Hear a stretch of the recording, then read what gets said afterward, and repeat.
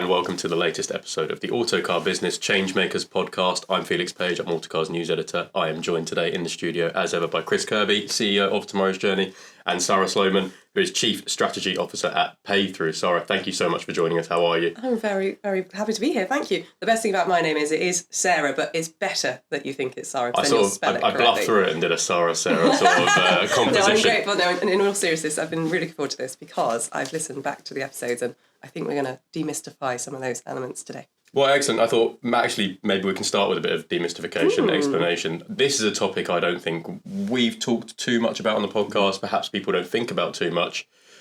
Just tell us a little bit about what Paythru does and how you came to be a part of that journey. Thanks. So Paythru, we are, as the name suggests, there to process payments. So particularly for car parking and EV charging. And you're right. Nobody talks about it, which is completely crazy considering how much money is spent on wet fuel today, which will, of course, become electric fuel tomorrow. So why people aren't concerned about who's taking their payments or what ways people can pay or what price you're paying when you are paying is a complete mystery to me. So I've been in the EV space since about 2010. The first electric vehicle charging point went into the Bristol Council I was working for there. And ever since then, it's just captivated my imagination. What's coming down the track, what's next, and what can I personally do about it to improve that infrastructure? So whilst payments has never been in my life until maybe 2018 when we did a big procurement exercise for the local authority charging infrastructure, and I remember thinking, so strange, we've taken so much time to look at what chargers we're going to get, how we're going to install them. And then when it came to the software and payment side, we just went, that'll do. What have you got? Yeah, fine. Didn't barely weigh it up. And so that showed me that we had accidentally limited our sort of consumer experience, as in the drivers who are trying to use those charge points have got to download multiple apps, they've got to think about the way they're going to pay, they can't necessarily get a receipt. And I thought that was quite embarrassing.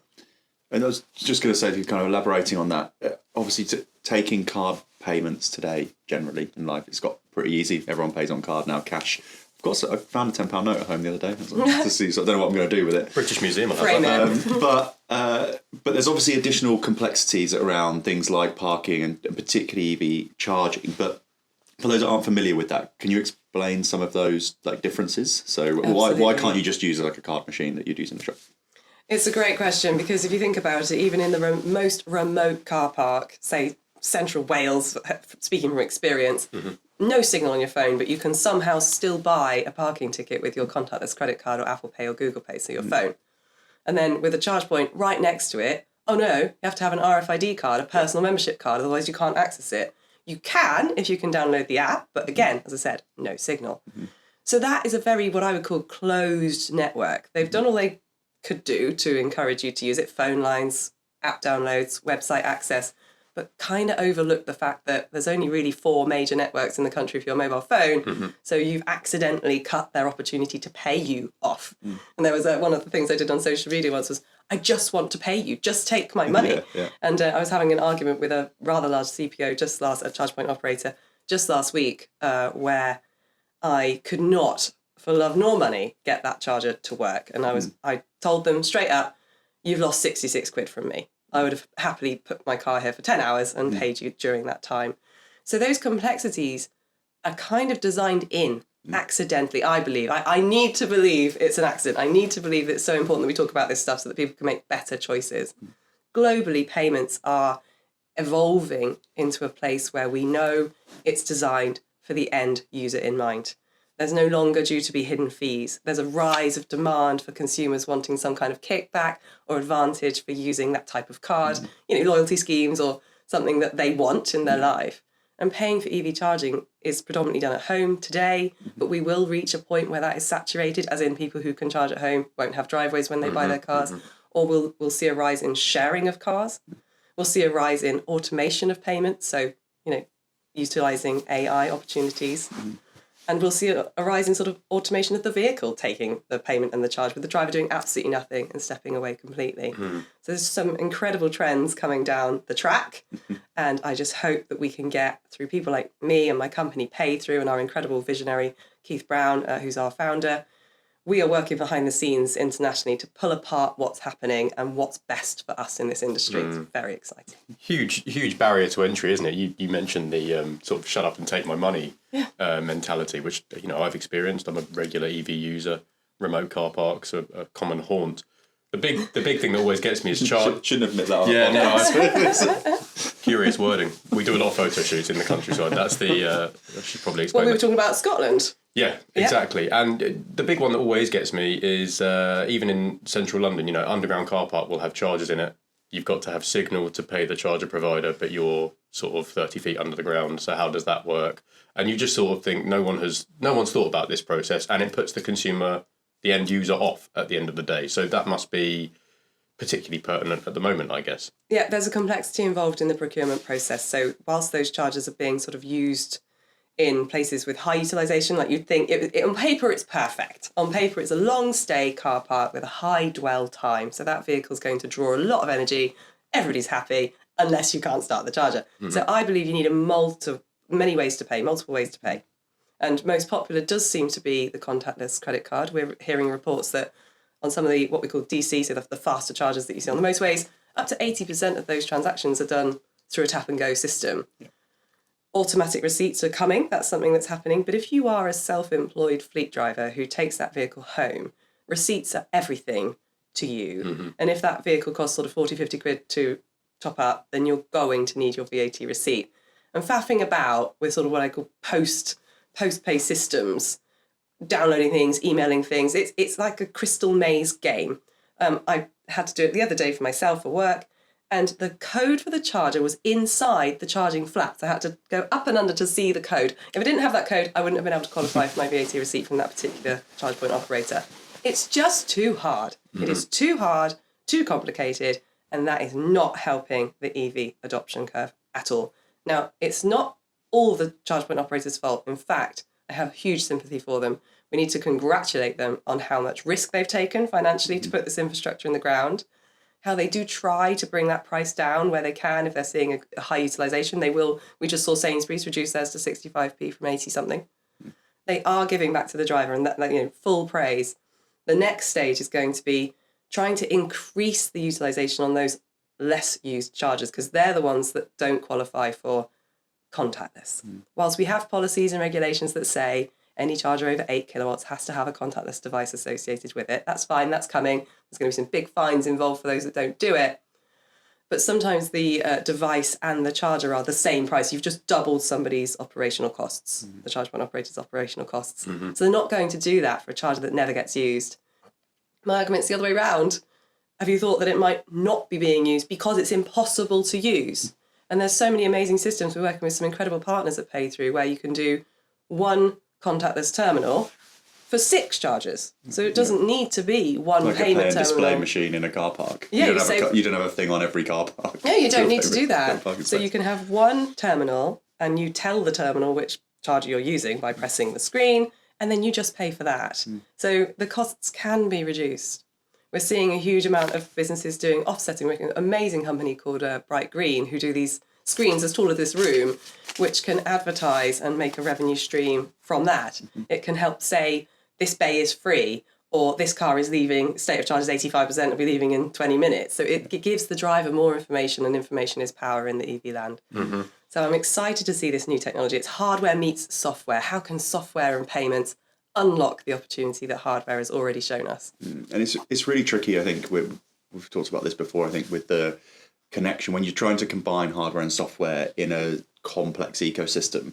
Because actually the kind of stuff that you describe in that sort of almost like utopia situation of advertising screen, empty bay here, can't drive up, plug your car in, automatically charges, payments taken, send you a receipt. That's not difficult technology. Like we don't have to invent that. that is actually relative on the scale of software development. It's relatively easy, but the difficulty seems to be more around the sort of complexities of who owns the chargers and who owns the lands and when were they put in and all of that kind of stuff. So it's a bit more like breaking down the operational barriers more than the technology ones, right? And you've got to satisfy investor demands as well. It might not be a priority for your business, thinking about retrofitting payment systems. But all of those technological advancements exist. All of the problems that the EV space is facing have been solved by the payments industry. And this is why I find it so inspiring, because whilst I didn't ever imagine that I would be chief strategy officer for a global fintech company called Paythru, I knew something was wrong. So installing thousands of chargers for local authorities or working for consultancies suggesting where these chargers should be, payments was such a rare discussion. In fact, they used to be free. So a lot of local authorities subsidised the energy and gave the energy away for free. Yeah, We're having a lot of conversations with fleet managers now who are facing that very difficult choice of, do I electrify my depot or do we just go out of home? Of course, there's a vast difference in cost. However, you haven't got the initial capital outlay. So there's a lot of sort of waiting going on, and that sort of shifting goalposts of policy hasn't helped us there. And you mentioned a bit about the upgrading, which is something I wanted to touch on briefly as well. I think what sometimes can be tricky in this situation is that almost the people that went early, I live in Milton Keynes. Milton Keynes has a great charging network. They were one of the first to put in, I think at one point it had more chargers than all of Wales or some crazy stat. But the problem is now all of the charge points are all old. So they don't often have contactless payment. You do have to download. I mean, they're mostly all, were ChargeMaster, but BP one. So at least you can do it on one app. But you do see it limits people's usage of the older charge points. And also Scotland is similar. They've got very long-standing legacy network, but it's older. So it's that bit of a problem. It's like when you're electrifying the highway now, say like grid serve, it's great because you're just putting all these new things in so that you can have the latest technology. But is there a bit of a challenge in almost... and define old. We talked earlier about the procurement process. You will always ask for what warranties or guarantees you're going to have on that hardware. And some of the big ones have gone out of business. We've seen this year people fall away completely where they had 7-year life guarantees. So those machines, they're just going to have to be ripped out and replaced. Now, we do in our industry work very hard to make everything sustainable. We will absolutely avoid that if we can. But procurement should be sourcing equipment that can be modular, so taking bits out of it rather than the whole thing, or retrofitting capability like you just said. That's great. Going back to the early runners, still only 3 or 4 years ago. This is what I love about this time stretch, is it feels forever ago. It was only 2019 that I had a Kia Soul that only did 80 miles. And to get to Milton Keynes, I had to stop twice. And the journey took about 6 hours. Now I don't... I'm going tomorrow because the car I drive now does 300 miles comfortably. I don't have a home charger. I never have had a home charger. And I do 20,000 miles a year. So I'm a slave to the public infrastructure. And I have loved watching it expand. Even just last week, I did a journey that I hadn't done for a year. And it was so much easier this year. Didn't plan a thing. I just found wherever I wanted to go and it was there. You still have to think about it if you're going off the strategic road network. The motorway services are an abundance of charging now with Tesla and people doing their own. Of course, GridServe have done amazing work there. Osprey and Instavolt are usually a mile or two off the motorway, so that's great too. But those legacy bits of kit aren't that old. Yeah, in the grand scheme of how long they should last. That's the key. Yeah, this is a silly story, but actually I was charging in Scotland. I've driven to kind of a remote place in Scotland where they've got loads of chargers, found one, pulled up, and it was one app only, didn't have, ChargePoint Scotland didn't have the app. ChargePlace Scotland, I'm downloading the thing, like trying to sign up, obviously even doing the card payment in the app, it's a really old app, it's fine. Some guy came up and pulled in next to me, obviously a local, plugged into the charger, good morning, there was 2 things on it. But you could only charge one car. So basically he gazumped me on the charger. So he then just went off into town for his coffee and I was like, oh, right, okay, I'm going to have to wait till he finished. So he was like 10 minutes later than me arriving. But I was there trying to download the app and he had just gone ahead and nicked the I did the same thing. We were doing a photo shoot out in Cornwall a year and a half ago. And the only charger for miles around was at Newquay Airport in the sort of long stay car park at Newquay Airport. And it was a very slow charger. And I think we were putting about 25 kilowatts off this thing. But we needed a full battery, and this guy turned up, and he waited there for 2 hours so that he could charge. But the process was so counterintuitive. Finding that charger was difficult. Getting it going was very difficult because it was a operator I've never seen anywhere else. Actually, I don't know who that was now. And for that other user, it would have been a particularly miserable experience because they waited so long to pay for it. But I don't know whose duty is it to augment that experience. I mean, you talk about the payments industry solving EV issues. is it not up to policymakers? Are you engaging with policymakers? Yeah, very heavily. We recently in the UK had a consumer experience at charge points regulation passed, which means everybody has to adhere to it. And that's the one I hinted at earlier with the 8 kilowatts and above. We've got to have a whole raft of customer service stuff. So better ways to pay, call centres, uptime all monitored and declared. That's great. It felt like a sledgehammer to crack a nut at the time. I was quite cross because it ignored a vast swathe. And I'm talking, if there's 60,000 chargers in the UK today, which there are, 30,000 of those are now excluded from this policy because those are the under 8 kilowatt ones. So you're still going to see those legacy chargers. You're still going to see those chargers that are very difficult to use because the user experience is tough, unless you're lucky enough to be a member or knew that you were going to go there and had the foresight. Just stop it. Just take my money. I think that's my phrase. I think it's a really important point because it's not a cheap commodity. It's the same, we're seeing parity in the market with petrol and diesel prices with electric. So make it a nice experience. Why is it that there's an underground car park with a shady little charger in the back? Why is it that you've travelled all the way to Scotland or indeed Cornwall and struggled to get the power you need? It shouldn't be like that. Those examples were a year ago, and I'm completely enthused to say, I bet you if you went today, it would be better. Because the rate of change, the appetite for change, and seeing that fiscal stimulus, seeing the thought that if you invest in processes, you will get better payments and your revenue streams will be improved. This is going to become such a massive point of competition, isn't it? The ease of use. Well, price as well. I mean, I think of all public chargers as fairly costly now to use, so I sort of tend to write that off a little bit. I go by location usually. But ease of use, the experience of charging, I think GridServe at Braintree is a great example of how to do charging nicely. You can have a nice time at GridServe Braintree. Do you think charger providers are going to start leaning on elements like that to encourage use? Well, I hope so. It's completely nuts because the policy that I was involved in writing in 2018, forgive me, was exactly that. So don't put it somewhere stupid. Put it somewhere that's useful. A leisure centre or a supermarket is a perfect example. Somewhere you're going to go anyway. Charging shouldn't be a mission. It should be a convenience. So put it somewhere convenient. So you think to yourself, I'll just do a top up. It's just grazing. That's great. A whole wall of chargers. I might as well just use one. I'm paying to park anyway. And I'm really intrigued to see what happens next with that.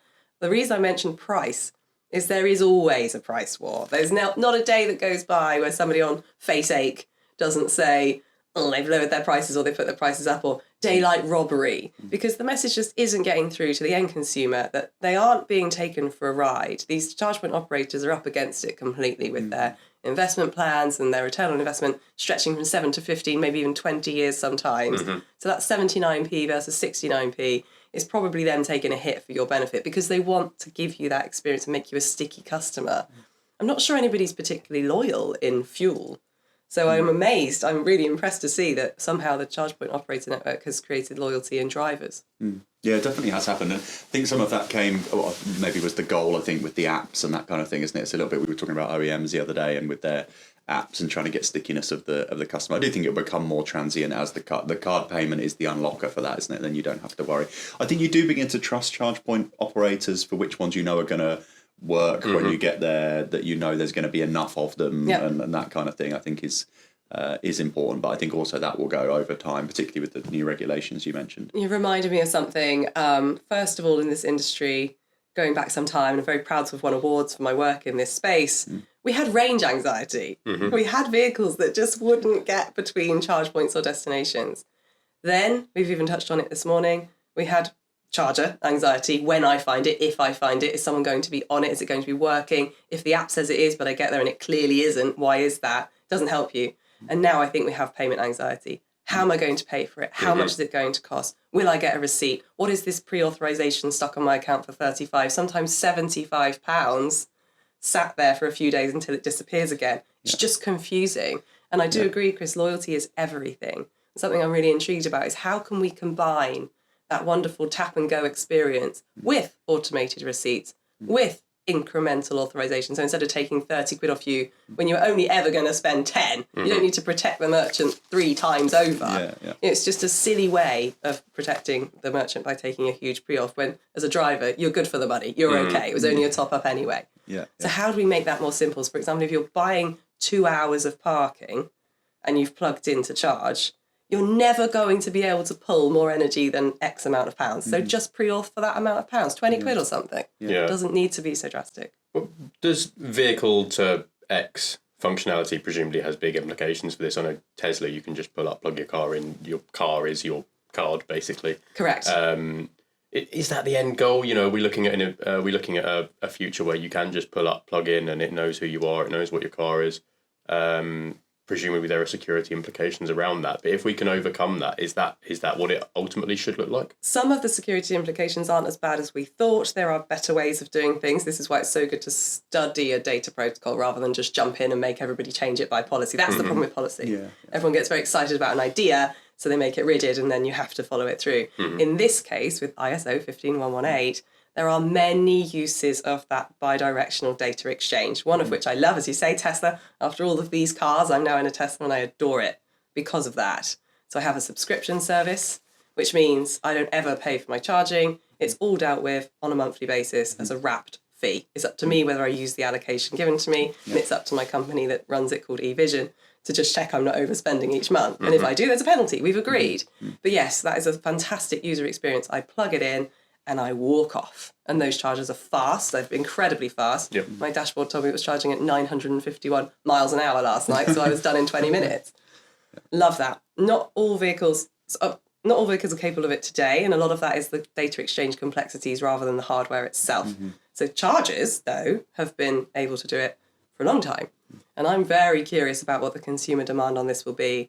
If it's just you, just driving your one car and nobody uses your car whatsoever, then why wouldn't you want that? Just automated billing. Fantastic. Yeah. No cards, no apps, no signal issues, nothing at all.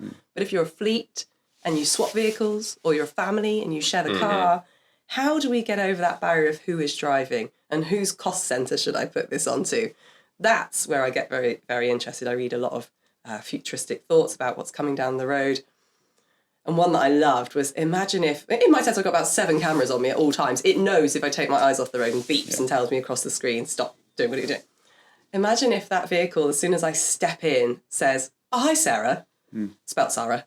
And it says, are you working for Paythru today? Yes, fine, we will invoice Paythru for whatever energy you use. Instantly. Yeah. That would be a fantastic way it's also to pay. not just about it's not the actual charge either, is it? So let's go think back to my fleet days. I'm a fleet person, sorry for that. Never apologise, fleet people are the best. But thinking back in the day, you would claim your mileage, and I know that's often how it still works now, but it's not so much then the petrol you put in the tank, but it's how much you used for your journey. Correct. Right? So it's almost that bit of, you want to be able to charge the cost centre, whether that's a family cost centre or a business cost centre, but by the job that you're doing for that drive. So again, that moves away from the charging piece, and it's more about the kind of vehicle and usage piece. Yeah. So again, that whole fleet piece is really interesting. We kind of have that, right? You know, you've got businesses out there like All-Star who have a system. They have a type of card that you can tap as an RFID equivalent. So tap on the charger and it will work, and you have a monthly bill. Yeah. They also mean that you can go into the shop and buy a certain amount of things. They call it ancillaries. So you can buy washer fluid, or if you're lucky and you've got it unlocked, you can do food. Still feels a bit archaic. So if you know, you could swap that card around. I could give that to my partner or whatever if I wanted to. That's not. I don't find that a completely watertight way of doing it. That you know, fraud in our industry is only just starting to show itself. We're at a very low market penetration at the moment. Wet fuels account for £77 million per week. Electric vehicle charging is about 10 million a week. So we've got a long way to go until we see people getting very, very clever with how they're going to do this. But fraud, I think, is one we need to watch. Luckily, of course, people like Paythru are on the case, and we're fully PCI compliant. We are all over it. But we have to get that message across of what do drivers want. There's no point designing something if nobody wants to use it. Yeah. What is it that helps people feel EV is the right way to go? What is it that supports people's business cases and sees that return on investment with the infrastructure providers out there? I suspect there'll be a huge sort of market conglomeration soon where somebody will join with somebody, and then we'll just end up with a swathe of less charge point operators. Yeah. But if you look to other countries, we've got a lot of charge point operators in the UK, and we're a very small island. But is that not good from a competition standpoint? Why not? I think, as you said earlier, if you find yourself a favourite, then you're going to stick with them, aren't you? We know for a fact that food and charging is inextricably linked. So if there was a way to combine that lovely tap and go experience with perks and benefits and discounts, then I think that would make some very happy drivers out there, fleet or not. We're talking a lot about fleet, perhaps sensibly given the current market where fleet dominates new car sales.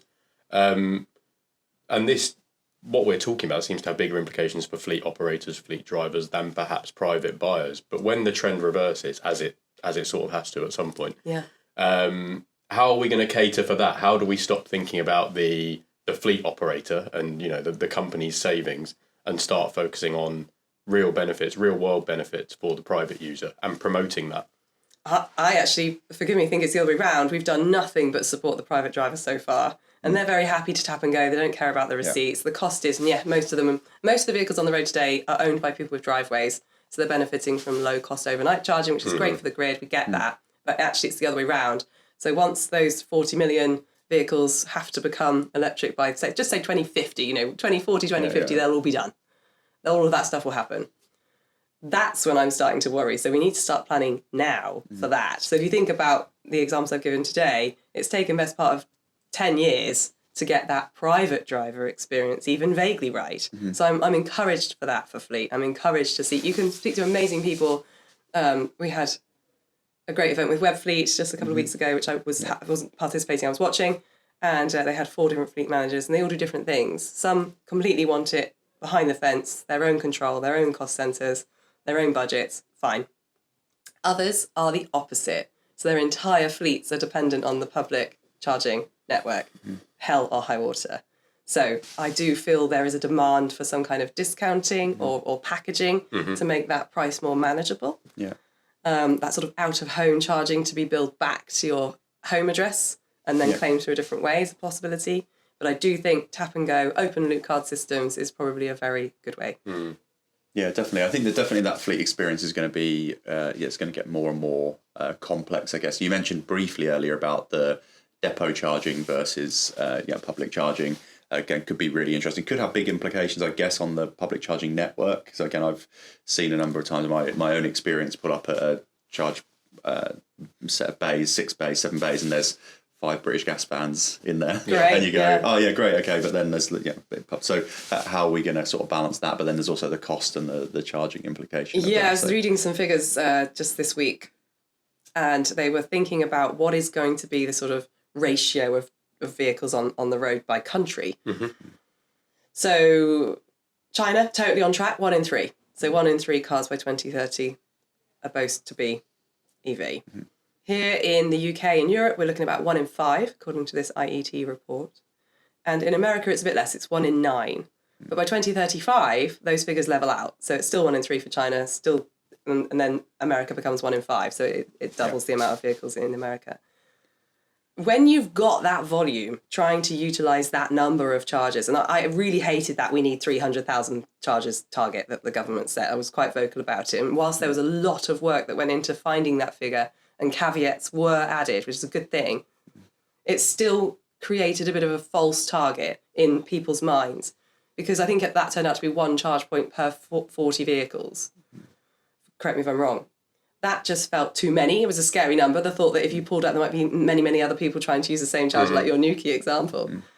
Well, not necessarily. If you think about the ratio of people who can, what I call destination charge, so if you live near a car park that's underutilised at night time and you can leave your vehicle there and you're happy to do so, you're almost charging at home. That feels like a home charge experience. Or like just next week I'll be somewhere for the whole day. If I know I can park and charge for the whole day, I also won't need to use that public network charging either. So it's separating out in people's minds depot charging, home charging, destination charging, and public charging. They're very different things. And choosing the best tool, the right kit in the right place for the right job. So you'd be nuts to constantly just drive to the motorway because you like the food there. You'd be much better off going to your nearest Sainsbury's and utilising theirs. And maybe even getting nectar points. I think that'll be the whole next phase for supermarket charging, is when Tesco's first partnered way back, I think it's like 2016, something like that, with Podpoint. And the charging was free because they realised and worked out that your basket price, so people who were EV charging for free on a very slow, low-cost charger, so hardly any energy going out the door, probably £6 or £7 worth, they were spending £10 to £11 more in the shop every time because they're milling about and they're more inclined to buy something. So we were very delighted because we got the free charge, but it was never free. It cost us twice as much because we bought loads of stuff from Tesco. Yeah. Brilliant. And then, of course, they changed that and they had the big advertising screens and partners with Volkswagen. So we were seeing people wanting to look at their next car. They've bought this EV, what's next in 3 years? Just a wonderful way to tap into that consumer behaviour and give people a really nice experience. Why you can't get Nectar points when you charge at Sainsbury's, I don't know.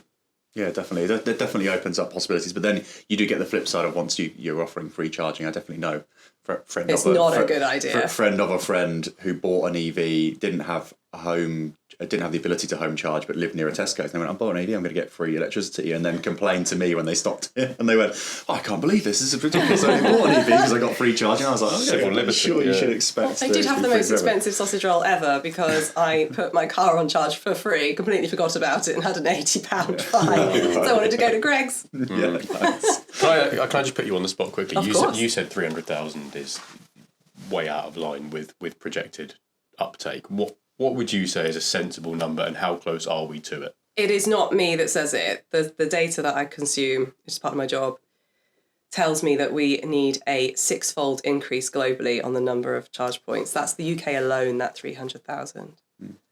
That's a terrifying amount. I'm also not sure I completely agree because what that doesn't account for is, like we talked about earlier, clever systems with vehicle to grid, vehicle to X, and battery energy storage systems, and overnight charging and destination charging.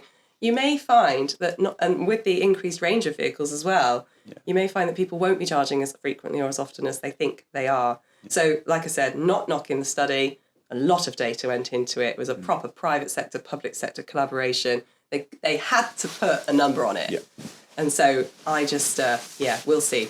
There's so much, and I'm sure the report went into the detail of it. The problem with headline numbers like that, as you say, is that 300,000 is fine, but 300,000 where and what? Because 300,000 300 kilowatt chargers all on the motorway is totally useless. And the same if they're all 7 kilowatt chargers just randomly dotted around on street corners. Like and lampposts as well, 3 kilowatt lampposts. Exactly. So it has to be a combination of those. It's almost an amount of energy that needs to be dispensed as opposed to the number of charges. Again, I have never had a good answer for what I call the tipping point. So we were doing car park policy in 2018, same document I told you about.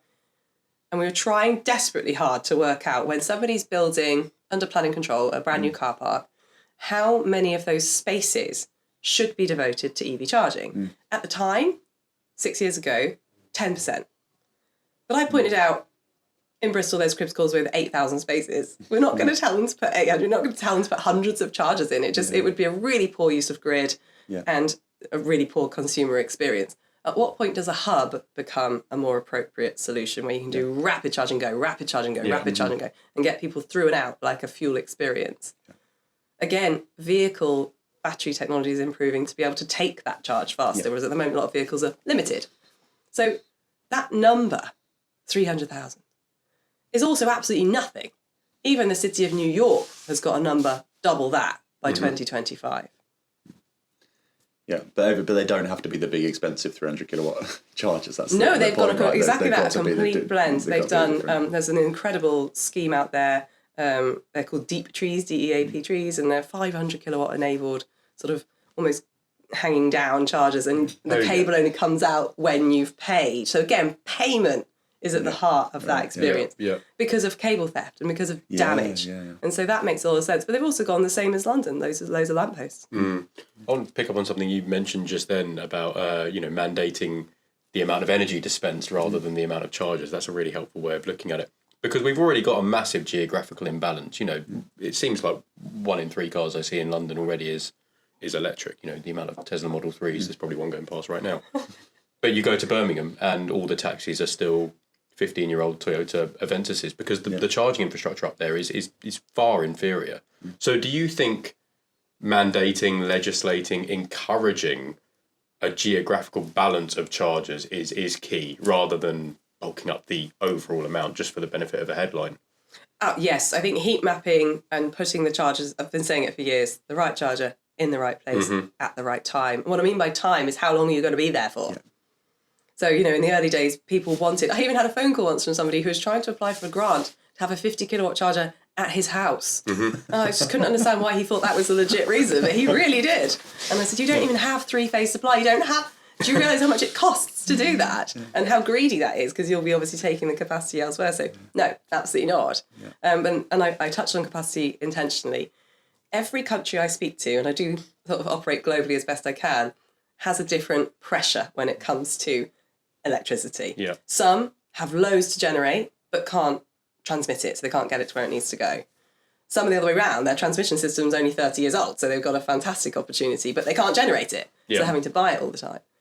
And you have to take each country, each state, each city, each geographical area on its own merits. So we've used examples from Scotland and Cornwall and England, and we haven't even begun to talk about Europe that have been doing this much longer than us. And they've had a completely different carrot and stick to us. They've gone, you will do this. And they've said, okay. Whereas we've gone, hey, do you want a whole new amazing EV charging thing? Maybe. Tell us how good it is. It's a very different situation. And then you've had policies that have been brilliant for the uptake of electric vehicles, like clean air zones. But even in the UK alone, and I would like to remind us all, it's a very narrow, small lens, we couldn't even agree how best to do that in cities. Bristol banned diesels, allowed petrol. Guess what? Loads of petrol sales went through the roof. London went proper heavy on it because the air quality here was arguably terrible, and has seen, as you say, now 1 in 3. You see so many, and a big investment in charging has, as a result. So carrot and stick is so important. Reducing the cost of a vehicle in the first place really boosts economy.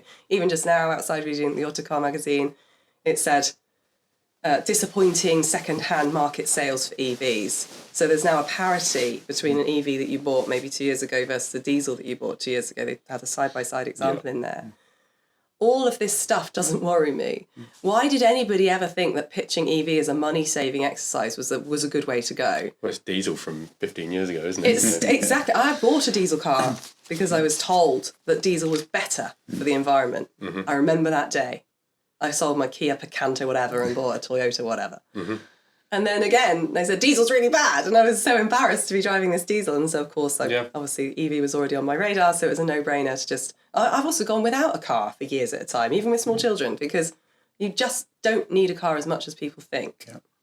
Yeah, definitely. I think that whole area is going to be fascinating to see how it plays out. And again, I'm not going to go dive into it too much in this about the parity of second-hand values, adoption of EVs, all of that kind of stuff. There's quite a lot of...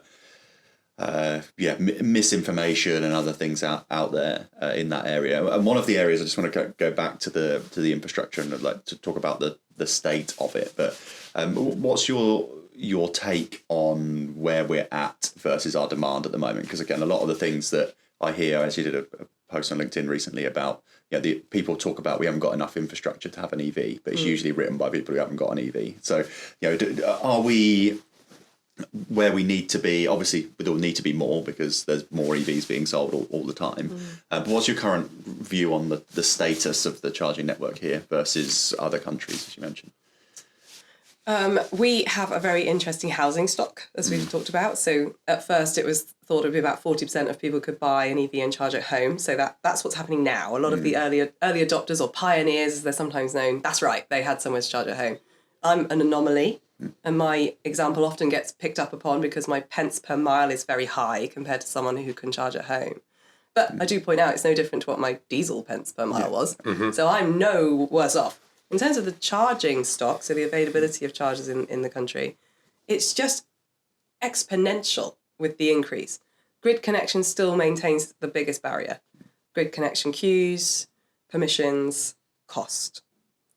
So that's something that has been included in a lot of the political manifestos. We won't go there, but it is nice to see that businesses like the REA, the Renewable Energy Association, who have put together their 10-point plan that they hoped would be adopted, some of the parties have pulled them out word for word and said, we're going to focus on that. Because it's a no-brainer. If you've got the energy opportunity, but you can't get the energy to where it needs to go, then you're in big trouble. You can't just declare. In the UK, what we are encouraged to do is if you want to build a fleet hub, you find out where the best place to build it is. You don't ask for the energy connection in a location that you want it. It has to be the other way around. So that will really help if we can just get that mindset. Electrifying areas that are hard to electrify is going to be a very expensive and lengthy process, but it doesn't mean it shouldn't be done. Some of the more what I would call moral charge point operators out there are willing to take a hit on some chargers that they know are going to have a really low utilization. They also know that that will grow over time. And they also know that those customers may have faith when they're out and about, so they'll recoup their costs elsewhere. Again, sticky customers. Yeah. So every single year that goes by so far in the last 5 years is felt exponential. As I say, my sister lives in Yorkshire. I travel rurally all the time, and I just live for the outdoors and going to pointless remote places. And sometimes it gets hairy. Sometimes you desperately need a charge. And I can always find one, whereas before I used to have to hunt for one. Yeah. Now I just go, I didn't know. Wow, didn't know there was one there, or where they put it with a nice pub. What's not to like? Yeah, very nice. We should think about wrapping this up, but I just want to ask you maybe a bit of a tough question, but crystal ball, when's the next big breakthrough for this industry, the charge payments industry, technologically, legislatively? When are we expecting the next step change? No, I think 2025 and 2026 are going to be very interesting years. Some of the larger bank card issuers are coming forward with some incredibly impressive technological advancements, like all good things built on stuff that already existed. So it's just about tapping into those nuances and unlocking them, making it a better experience for the driver. I think it's going to centre around gamification and consumerization, so making people want to use your chargers, be that a discount on your favourite food or drink, AI, digital technology, understanding who you are, your permissions for that use of your data. I'm all for it. The amount of amazing holidays I've been on because of FaceAche, because it knows what I like, it knows what I search for, it knows what I talk about. It's brilliant. I feel very looked after. So as long as data is manipulated in a sort of moral way, I think consumers will begin to enjoy a more seamless payment experience coupled with a consumer experience. Yeah, great. Yeah, that does sound like a thing we're moving towards, exciting. and it exists in some areas but to make that more the mainstream and help. Yeah, we've seen it with mainstream those people banking, coming Revolut, Monzo. They've turned banking into something that's fun and easy and transparent. They Not if you look at my account. And that's what I really hope for EV is, why is it so complicated? Please just think about the driver first. Yeah. Well, I really like your data manipulated in a moral way. That sounds like an oxymoron, but I completely It's real. understand what you mean. I'm all for it. And I can see how that would be a massive incentivization for business leaders and consumers alike. I think we should bring it to a close, otherwise we'll open 10 more cans of worms and we'll be here all day. But thank you so much for joining us. My pleasure. Hope Thank you had a you nice very time. We'll let you escape the boiling hot studio now. Thank you both very, very much. Look forward to the new developments. You can catch up on all the other episodes in this series on the Tomorrow's Journey website, and you can join us next time on the Changemakers podcast. Thank you very much for watching and listening. Goodbye.